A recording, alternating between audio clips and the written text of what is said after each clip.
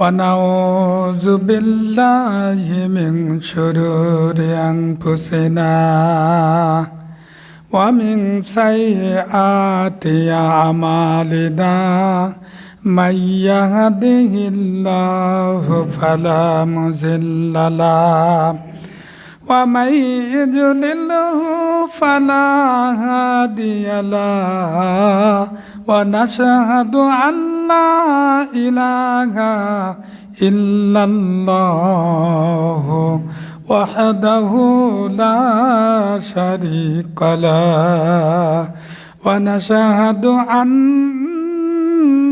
سيدنا وسندنا وحبيبنا ومولانا محمدا عبده ورسوله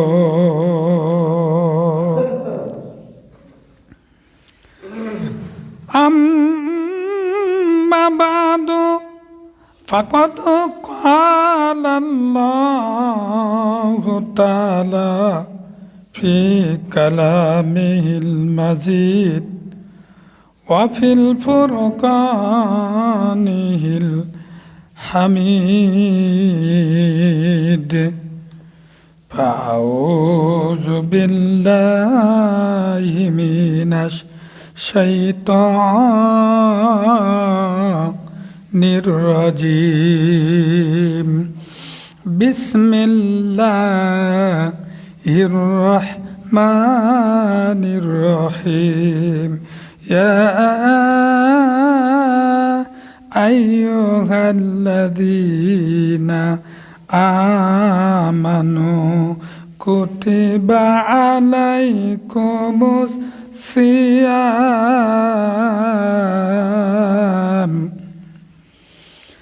كما كتب على الذين من قبلكم لعلكم تتقون صدق الله العظيم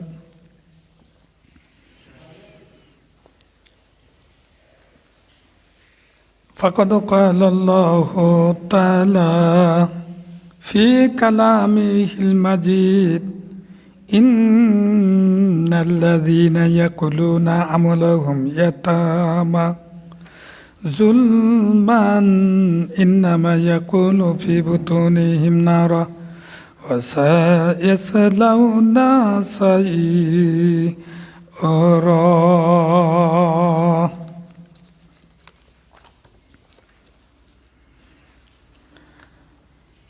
صدق الله العظيم عن عائشة رضي الله تعالى عنها قالت قال رسول صلى الله عليه وسلم من اقتطع شبرا من الأرض ظلما توقعه الله إياه يوم القيامة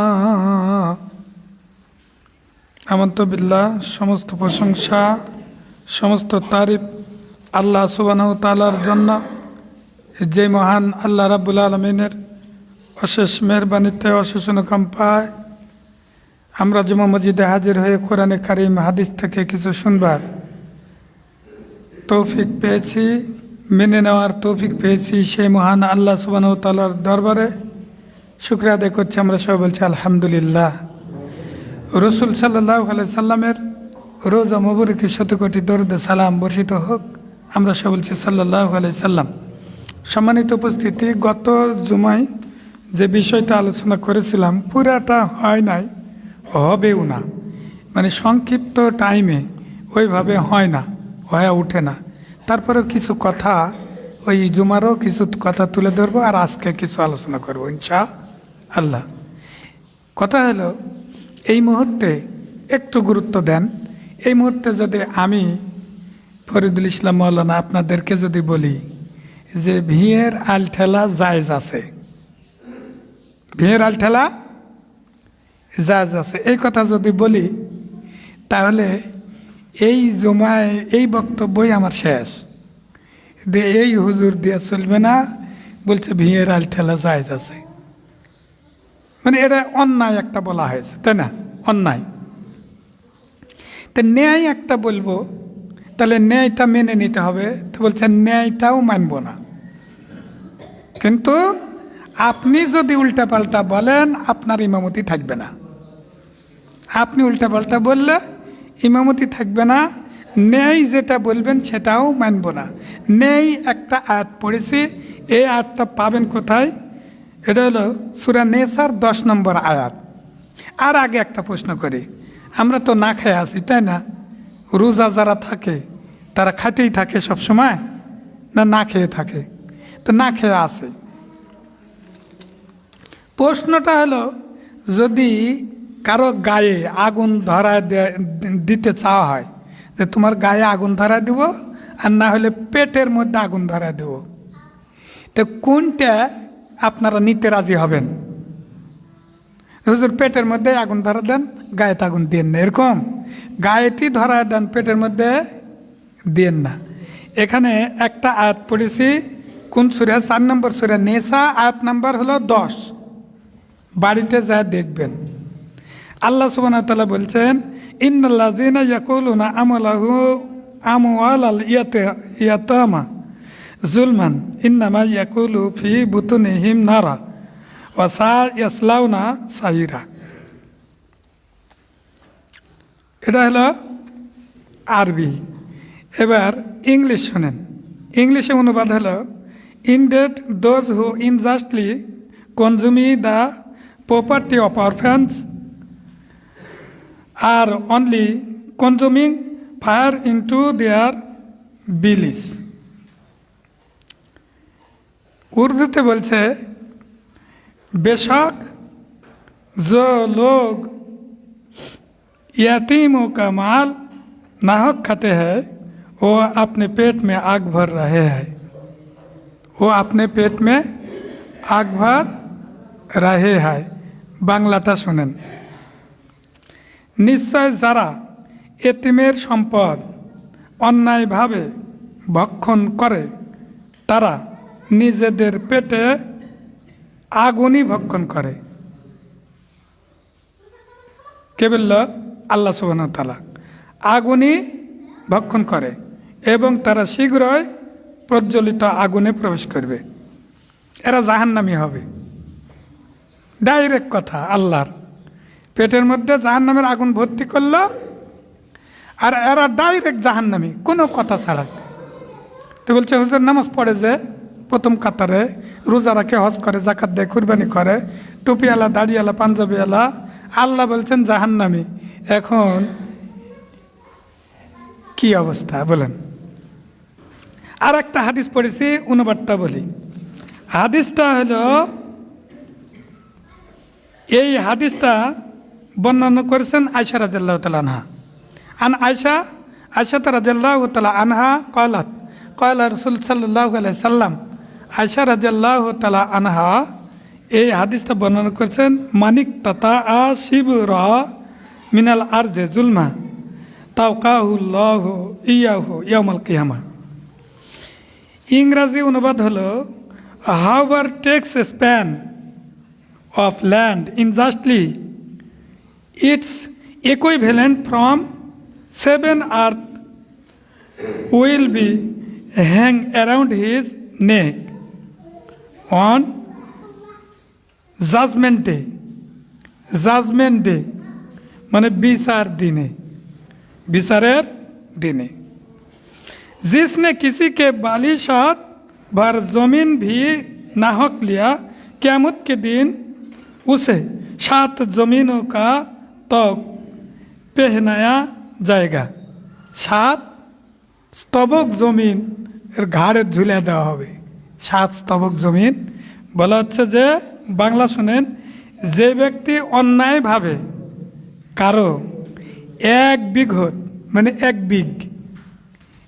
বিঘ জমি অন্যায় করে 1 বিঘত জমি দখল করবে, কিয়ামতের দিন 7 স্তবক জমিন তার গলায় বেড়ি হিসাবে পরিয়ে দেওয়া হবে, আর এই ব্যক্তিটা হবে জাহান্নামী, আর পেটের মধ্যে জাহান্নামের আগুন থাকবে।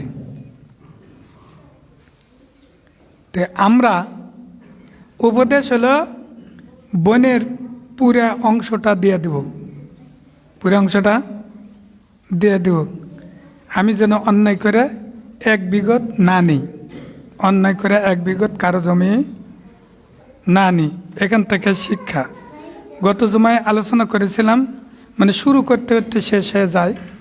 বনি ইসরায়েলের একজন এতিম বালক, এই এতিম বালকটা আল্লাহর তরফ থেকে খাবার পেত, আল্লাহর তরফ থেকে খাবার পেত। এখন মায়ের কাছে বলছে, মা আমাদেরকে যে কথা বলবেন না, আমাদেরকে যে আল্লাহ সুবহানাহু ওয়া তাআলা ওয়াজাল্লানা আলাইকুমুল গামামা ওয়ানজালনা আলাইকুমুল মান্না ওয়া সালওয়া, মান্না এবং সালোয়া নামক যে খাবার দেওয়া হয় বনি ইসরায়েলদেরকে আল্লাহ খাবার দিচ্ছিলেন। এই খাবার একটা খাবার 19 রকমের স্বাদ, আল্লাহু আকবার।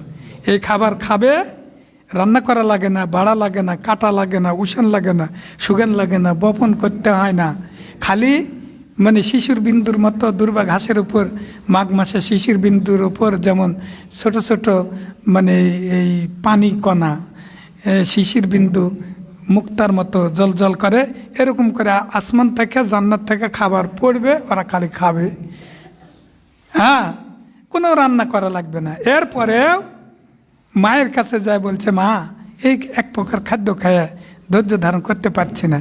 যেমন বনি ইসরায়েলের লোকেরা মুসা আলাইহিস সালামকে বলেছিলেন, ওয়াইজ কুলতুম ইয়া মুসা লান নুসবিরা আলা তামিন ওয়াহিদিন ফাদউ লানা, ও মুসা দে এক প্রকার খাদ্য খায় ধৈর্য ধারণ করতে পারি না। ও মুসা, এক প্রকার খাদ্য খায় আমরা ধৈর্য ধারণ করতে পারি না, ফাদউ লানা, আমাদের জন্য দোয়া করো। ইখরিজ লানা মিম্মা তুনবিতুল আরজু মিন বাকলিহা ওয়া কিসাইহা ওয়া ফুমিহা ওয়া দাসিহা। ওরা যেমন দোয়া করতে বলছিল, আল্লাহ যেন ধান গম জব আলু ভুট্টা যা আছে এইগুলা দেয়, আমরা ওইগুলা জমিনে বপন করব, কাটবো, মারবো, ওসব শুকাবো, খাবো। আমরা ওই জান্নাতি খাবার খাইয়া ধৈর্য দান করতে পারছে না। ঠিক অনুরূপভাবে ওই এতিম বালক মার কাছে বলছে, মা এই জান্নাতি এক প্রকারের খাদ্য খায় ভালো লাগে না, তো আমি যদি হয়তো দুনিয়ার খাবার খাইতাম এটা বড় ভালো লাগতো, তো আমরা তো গরিব, দুনিয়ার খাবার পাবো কোথায়, কেউ তো দেয় না, জান্নাতি খাবার পাই বলে কেউ আমাদেরকে দেয় না। তো বলছে, বাবা তুমি নাশকরি করো না, আল্লাহর গজব তোমার উপর পড়ে যাবে। তো যাই হোক, হঠাৎ খাবার বন্ধ হয়ে গেল, হঠাৎ খাবার বন্ধ হয়ে গেল। একজনের বাড়িতে যায় বলছে, ভাই আমাকে কাজে নিবে? তো বলছে, তুমি ওই বালক নয় যেই বালককে আল্লাহ ডাইরেক্ট খাবার দিত? তো বলছে, হ্যাঁ। তো তুমি কবিরা গুনাহ করেছ, তোমার উপর আল্লাহর গজব হয়েছে, আমার জমিনে তোমাকে যদি কাজে নিই তাহলে আমার জমিনেও আল্লাহর গজব হবে। কাউরে কাছে কাজ না পায় বাড়িতে এসে মাকে বলছে, মা শুধু জান্নাতি খাবার নয়, আসমানের খাবার নয়, জমিনের খাবারও আল্লাহ আমাকে আমার কাছ থেকে মাহরুম মানে বন্ধ করে দিয়েছে, নাউজুবিল্লাহ, বন্ধ করে দিয়েছে।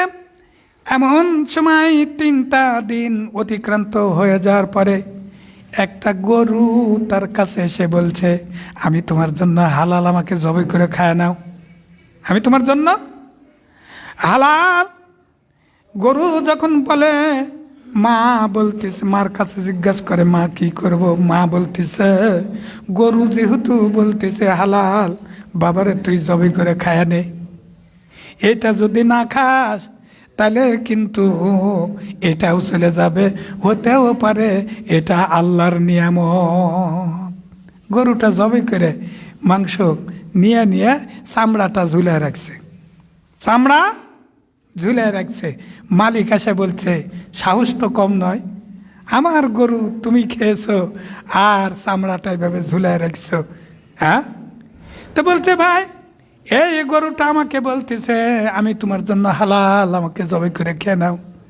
গরুর মালিক বলতেছে, বহুদিন যাবত আমি তাকে লালন পালন করি, সাবান সোটা দিয়ে গাও ধোয়া দিই, কত আদর যত্ন করেছে। এই গরু কোনোদিন আমার সঙ্গে কথা বলল না, আর তোমার সাথে কথা বললো, এটা মেনে নেওয়া যায় না। আরও লোকজন নিয়ে এসে সমস্ত লোকে বলতেছে এই কথা তো কোশ্চিন কালেও মেনে নেওয়া যায় না যে গরু কোনোদিন কথা বলে। হ্যাঁ, গরু কোনোদিন কথা বলবে? এটা তো কখনো হয় না। তো যাই হোক, দাউদ আলাইহিস সালামের কাছে নালিশ দিয়েছে। দাউদ আলাইহিস সালাম বলছে যে ঠিকই করেছে, গরুর মাংস খেয়ে ঠিকই করেছে। বলেন, এই টুপিওয়ালা, দাড়িওয়ালা, পাঞ্জাবিওয়ালা এদের আছে, এরা হলো অন্যায় করে, তাই না? আমরা বলে থাকি, মুখ দিয়ে যদি জোর করে বলে থাকেন তাহলে ওটা আপাতত দুনিয়ার বেঁচে থাকতে ফেরত নেন আল্লাহর কাছে। দাউদ আলাইহিস সালামকে ডাইরেক্ট আল্লাহ কোরআনে কারিমের আয়াত, কোরআনে কারিম বললে আপনারা হয়তো ভুলও ধরবেন। এই কোরআনে কারিমটা না, ঘুম আসছেন কে? ঘুমানো হবে না। এই কোরআনে কারিমটা মানে যতগুলেন কিতাব আছে, আসমানি গ্রন্থ, সমস্ত আসমানি কিতাবের নির্যাস হলো কোরআনে কারিম।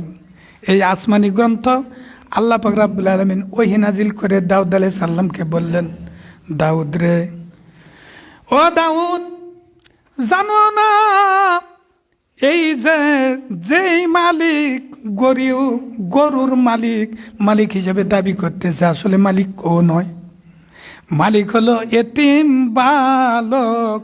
এই এতিম বালকের বাড়িতে এই লোকটা চাকর ছিল। এই লোকটা চাকর ছিল, এর পিতাকে সে হত্যা করেছে। এর যা স্থাবর যা জমি জমা, যা পশু, যা কিছু ছিল সব কিছু সে নিয়েছে। এই গরুটাও এতিম বালকের বাবার ছিল, ওয়ারিশ সূত্রে ওই গরুর মালিক এই এতিম বালক। অতএব মালিককে হত্যা করো, গরুর যে মালিক তাকে হত্যা করো, আর যে খেয়েছে তাকে ছেড়ে দাও। আমরা যদি অন্যায় করে কাউরি মাল ভক্ষণ করে, আল্লাহ পাক রব্বুল আলামিন 4 নম্বর সূরা নিসা আয়াত নাম্বার হলো 10, আল্লাহ পাক রব্বুল আলামিন বললেন, ইয়া আইয়ুহাল্লাযীনা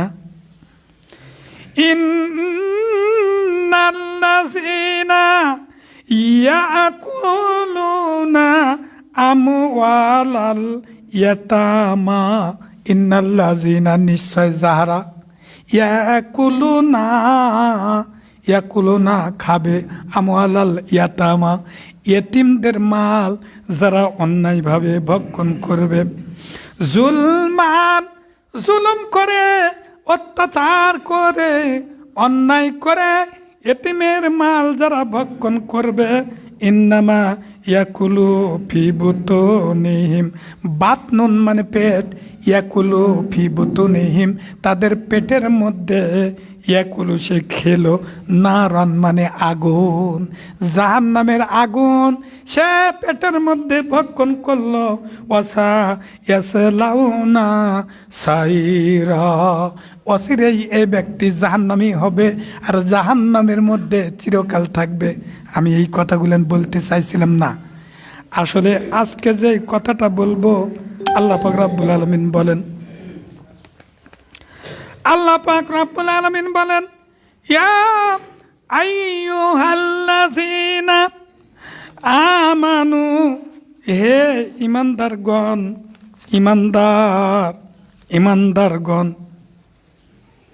ইয়া আইয়ুহাল্লাযীনা আমানু, হে ইমানদারগণ, কুতিবা আলাইকুমুস সিয়াম, তোমাদের উপর রোজা ফরজ। ইমানদার যারা তাদের উপর রোজা ফরজ, যারা বেঈমান তাদের উপর রোজা ফরজ নয়।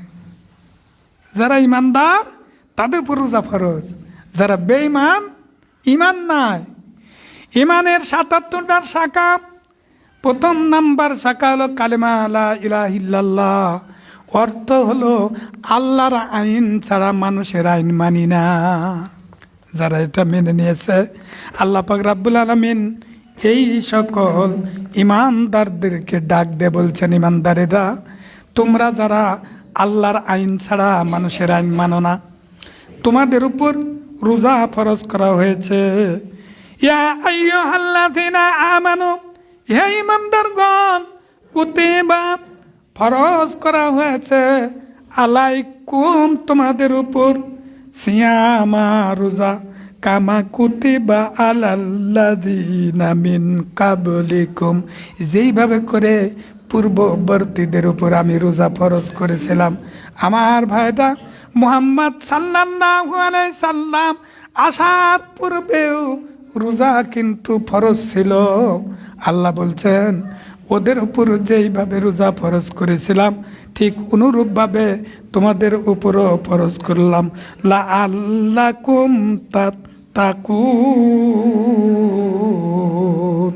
যাতে করে তোমরা মুত্তাকি আল্লাহ ভীতি অর্জন করতে পারো, যাতে করে তোমরা মুত্তাকি আল্লাহ ভীতি অর্জন করতে পারো। তার মানে হলো কোনো ব্যক্তি যদি রমজানের রোজা রাখে, এই ব্যক্তি মুত্তাকি হয়ে যায়। সুবহানাল্লাহ। আল্লাহর ভয় তার অন্তঃকরণের মধ্যে থেকে যায়। আল্লাহর ভয় সর্বদাই, আল্লাহর ভয় তার অন্তঃকরণের মধ্যে থাকে। এই রমজান মাসে আমাদের কিছু যে হুজুর রোজা যদি রাখি তাহলে কি হবে? রোজা যদি আমরা রাখি তাহলে কি হবে? এখন আমরা কিন্তু হাদিস বললেই হাদিস জাল না জয়ীফ ইত্যাদি চিন্তা করি, তাই না? হাদিস জাল, এই হাদিস মানা যাবে না। কিন্তু না না, আগে আমার জানতে হবে হাদিস কাকে বলে, হাদিস শব্দের অর্থ কি, আসার শব্দের অর্থ কি, হাদিসে কুদসি কাকে বলে, খবর কাকে বলে, সুন্নাহ কাকে বলে, মাসুর হাদিস কাকে বলে, আহাদ হাদিস কাকে বলে, আজিজ হাদিস কাকে বলে, মুতাতির হাদিস কাকে বলে, গরিব হাদিস কাকে বলে, মুনকাতে হাদিস কাকে বলে, মুবাহামা হাদিস কাকে বলে, মুআল্লাক হাদিস কাকে বলে, সহি হাদিস কাকে বলে, জাল হাদিস কাকে বলে, মুজাল হাদিস কাকে বলে। এইগুলা জানার পরেও যেই রাবি বর্ণনা করেছেন ওই রাবির বাড়িতে চলে যেতে হবে। রাবির ব্রেনটা কেমন ছিল, টুপিয়ালা, দাড়িয়ালা, পাঞ্জাবিওয়ালা, তার চরিত্র কেমন ছিল, কয় খুব ঘর ছিল, কয়টা বেটা ছিল, বিটি ছিল, কোন কোন বেটা, কোন কোন বিটি, কোন মাদ্রাসায় কীরকম লেখাপড়া করেছে, তার থেকে হাদিস গ্রহণযোগ্য হবে কি হবে না ইত্যাদি জানার পরে আপনি বলতে পারেন হাদিসটা জাল, জয়ীফ, মুনকাতে মোজাল মেনে নেওয়া যাবে কি যাবে না। অযথা এমনিতেই বলে দিলেন হাদিসটা জাল, মেনে নেওয়া যাবে না। এরা হলো পাগল, কিচ্ছু জানে না, এমনি বলছে এর হাদিস মেনে নেওয়া যাবে না। যেই হাদিসটা পড়তেছি এই হাদিসটা বুখারী মুসলিম শরীফের হাদিস। তবে বুখারী সম্পর্কে একটা কথা বলা দরকার। ইমাম বুখারী কিন্তু আল্লাহ রাসূল সাল্লাল্লাহু আলাইহি সাল্লামের মৃত্যুর 200 বছর পরে জন্ম। কত বছর পরে? 200 বছর পরে।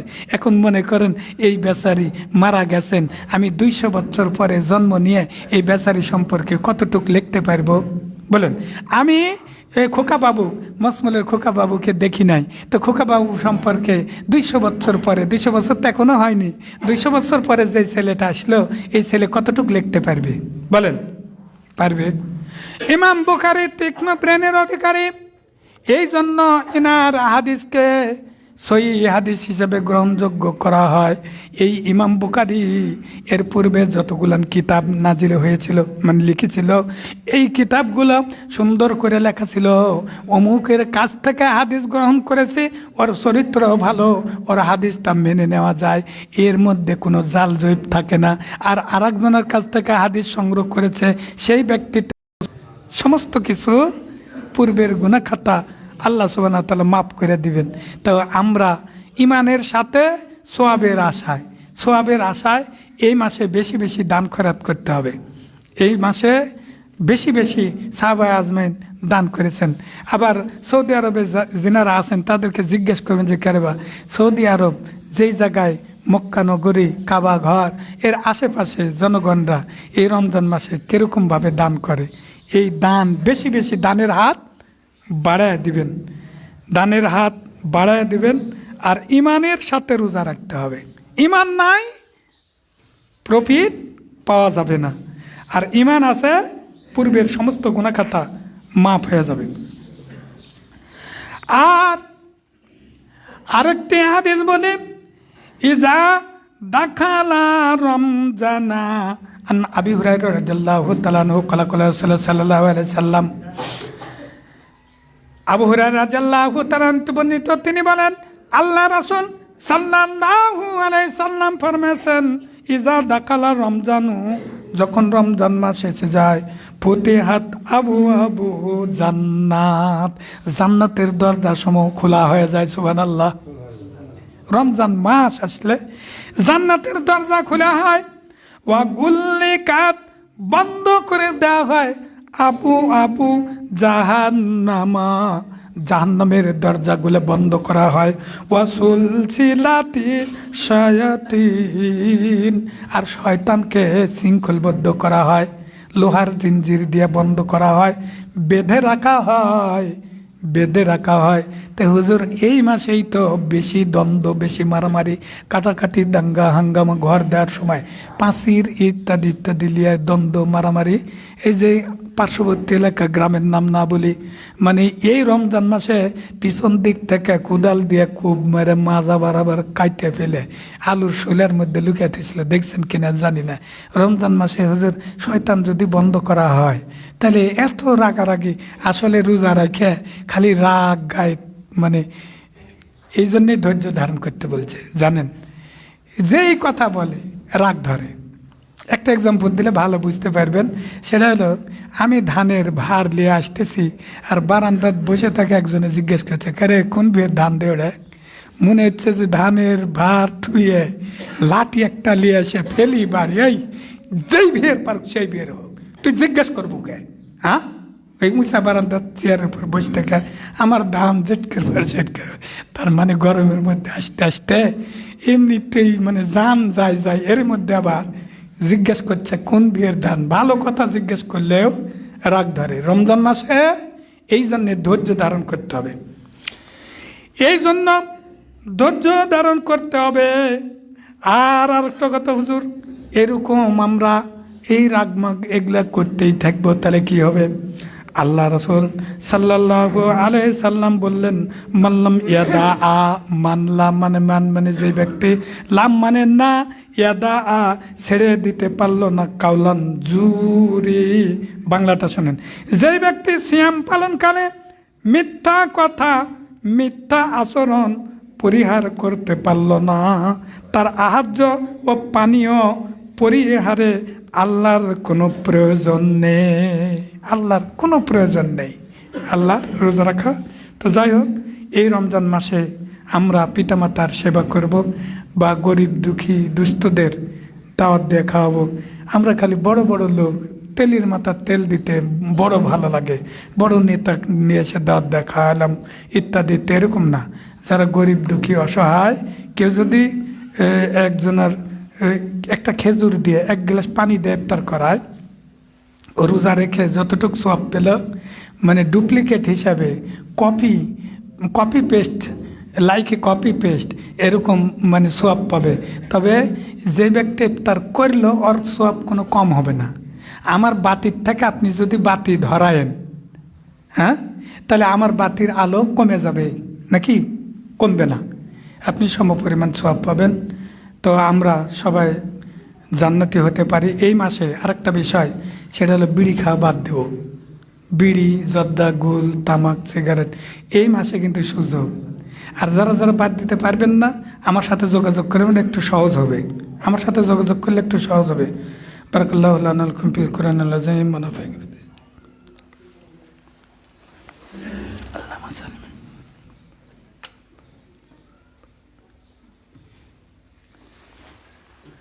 আলহামদুলিল্লাহ, আলহামদুলিল্লাহ নাহমাদুহু ওয়া নাস্তাইনুহু ওয়া নাস্তাগফিরুহু ওয়া নু'মিনু বিহি ওয়া নাতাওয়াক্কালু আলাইহি ওয়া নাউযু বিল্লাহি মিন শুরুরি আনফুসিনা মিন সাইয়্যাতি আমালিনা।